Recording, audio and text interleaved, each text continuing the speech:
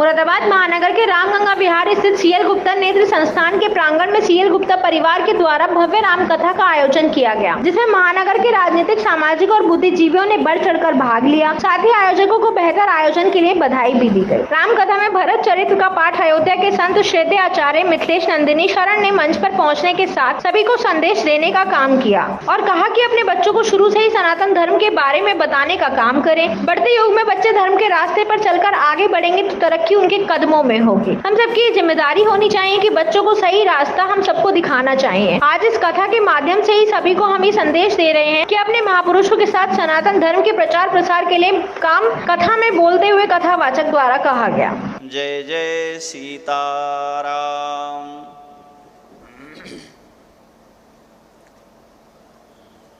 अखिल हेय प्रत्यनीक अनंत कल्याण गुणगण निलय सच्चिदानंद घन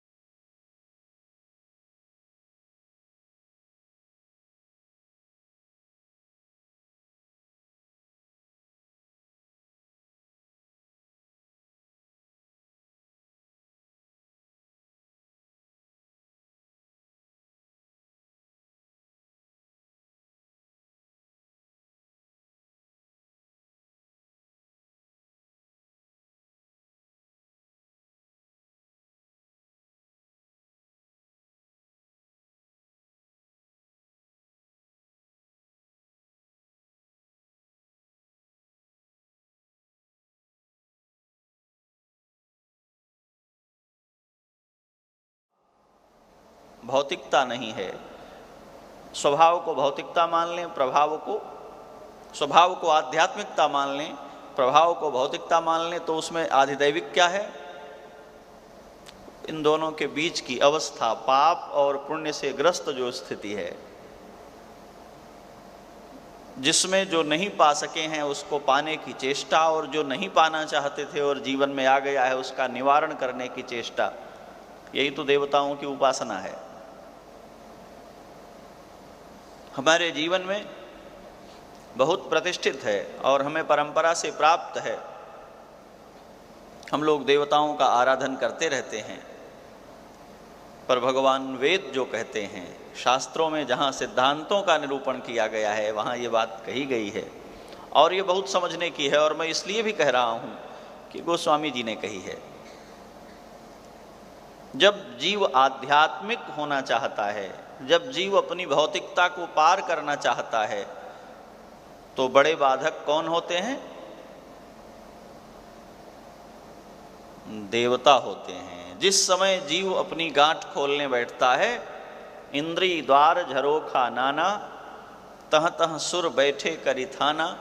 आप अपने घर में बड़ी मेहनत करके घी और बत्ती बना करके, दीपक तैयार करके और उसको जला करके और रखें, और आपका दीपक बुझ जाए, इसलिए कोई जिधर की आंधी हो उधर की खिड़की बलपूर्वक खोल दे आपके घर की, तो उसे क्या समझेंगे? हितैषी दशरथो नृपः, तो वेद की आज्ञा के अनुसार पालन करने पर, ज्ञान के अनुसार चलने पर निर्वाण की प्राप्ति होती है। तो ज्ञान मार्ग से उसकी उपासना करते अयोध्या में रह करके जो दशरथ जी कर रहे थे, वेदविद सर्वसंग्रह, उसी का पालन करते तो ये नहीं कह सकते थे कि निर्वाण नहीं चाहिए। भरत जी ने कहा मुझे नहीं चाहिए, ये कहने का अधिकार उसको है जो छोड़ करके एक सीमा तय कर ले। राजधानी से निकलकर समग्र अयोध्या वासियों को अपने साथ लेकर के श्री भरत जी महाराज जब तीर्थराज प्रयाग में पहुँचे और वहाँ जाकर के श्यामल धवल दर्शन उन्होंने धारा के किए, श्री गंगा जी के और यमुना जी के, तो भगवान की स्मृति में विभोर हो गए। घेर लिया प्रयाग के लोगों ने भरत जी का आना सुनकर। वैसा स्वागत श्री राम जी का प्रयाग में नहीं हुआ जैसा भरत जी का हुआ है। क्यों? कि तीर्थ भगवान के आने की प्रतीक्षा नहीं करते हैं, तीर्थ भक्तों के आने की प्रतीक्षा करते हैं। भगवान को तो भक्त झोला में रख के ले आएंगे, तो भगवान की क्या प्रतीक्षा करनी। ये तीर्थराज प्रयाग जानते हैं कि भगवान को तो बटुआ में लेके चलते हैं भक्त, तो भगवान की क्या प्रतीक्षा करनी है, भक्त की प्रतीक्षा करनी है। भक्त को लेकर के आए, उनको पुकारते हैं। भरत जी महाराज को घेर लिया है सबने। और भरत जी महाराज ने जब यमुना जी का दर्शन किया और भगवान के दिव्य स्वरूप की स्मृति हुई है तो विह्वल हो गए हैं। भरत जी की इस विह्वलता को भरत जी को बताया गया है चित्रकूट में, आप ही विह्वल नहीं हो रहे हैं, ऐसे ही श्री राम भी विह्वल हो रहे थे। यहाँ आकर के स्नान करके पितरों के लिए तर्पण करते हुए, अर्घ्य देते हुए भगवान ने संकल्प किया है, तो हमने देखा है वो संकल्प नहीं कर पा रहे थे, क्योंकि भरत खंडे बोलने में, आपकी नामोच्चारण से, उनकी स्मृति प्रगाढ़ होने से भगवान विह्वल हो जाते थे और जल हाथ में रुकता नहीं था। कार्यक्रम में मुख्य रूप से प्रस्तुति शिखा गुप्ता एवं राघव गुप्ता, कानपुर से आए योगेश भसीन, पंडित गौरव गरिमा सिंह, अजय गुप्ता, रीता सिंह, मनोज आहूजा, डॉक्टर पंकज अर्पण, डॉक्टर नीतू सिंह के साथ शहर के राजनीतिक, सामाजिक और बुद्धिजीवी भारी संख्या में मौजूद रहे। कथा का समापन 11 जून को किया जाएगा।